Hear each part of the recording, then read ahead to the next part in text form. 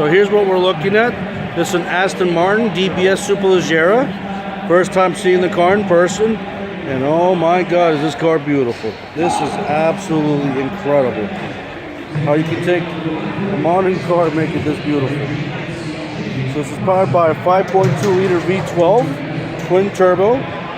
In this instance, it makes 715 horsepower. It's an absolute beautiful automobile in person.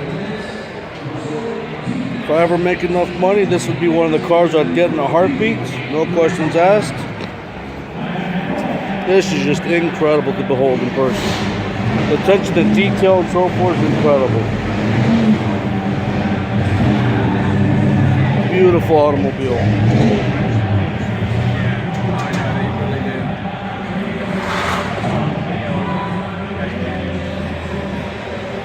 Kind of hard to see the interior, but it's got a quilted leather interior and all sorts of different materials inside.